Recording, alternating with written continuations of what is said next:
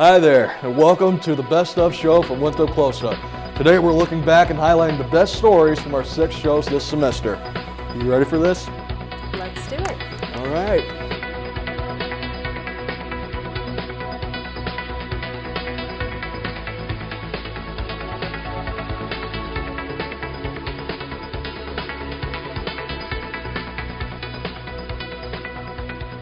Welcome to Winthrop Close-Up. I'm Lindsay Burrell.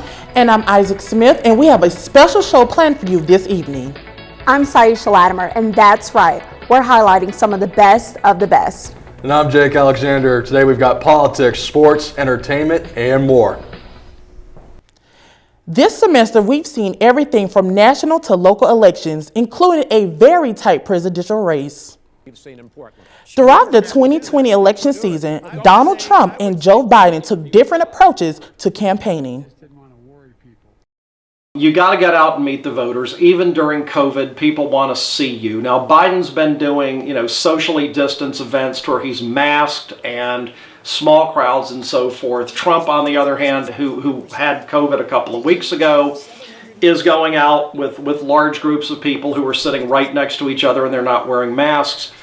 Dr. Holder says rallies and in-person events will always be a part of political participation, but that the COVID-19 pandemic could change the future of political campaigns. Not only have people been affected by COVID-19 through food scarcity, but it has also affected mental health. Our reporter Regina Cobb covered this issue. Take a look.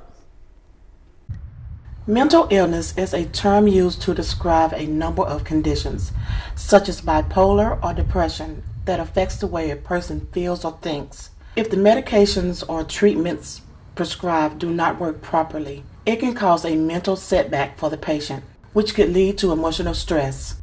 There is a sense of hopelessness, like nothing is happening for them.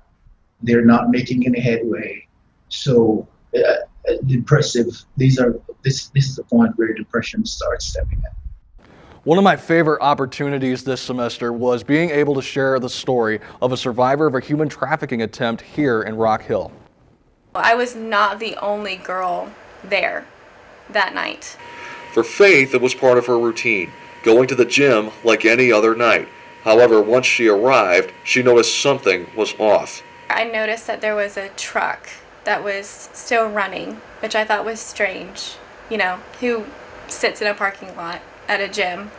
So I made a mental note of it. When she finished her workout and made her way to her car, that's when things started to go wrong.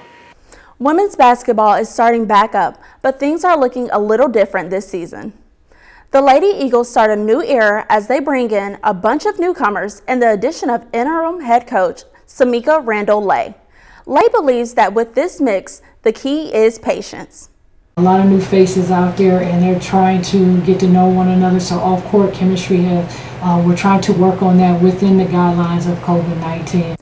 COVID-19 protocols are put into effect each practice. They are asked to wear masks and hand sanitizer during practice.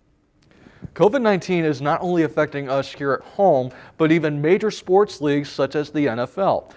In addition to the canceled preseason, the NFL has added a number of protocols, such as limiting the number of fans inside the stadiums, wearing masks on the sidelines, and getting tested on a regular basis. There's 2 different swab tests I have to do on the first day. The second day, it has to be a 24-hour window. I have to test negative again. And if I test negative again, then the third day, I have to test negative again. And if I test negative that time, then I get to go into the stadium and actually start working. Halfway through the season, teams are still testing positive for the virus, which has led to the rescheduling of several games. From one game to another, I was able to highlight a local business that is bringing life back to those classic arcade games. Let's take a look. Games such as Dig Dug, Galaga, and Pac-Man are able to be played in their original form at Player One-Up in downtown Rock Hill, and this Sparkade is giving a new life to some of those old classics. We've got all the old classic video games and pinball machines from basically the 80s and 90s.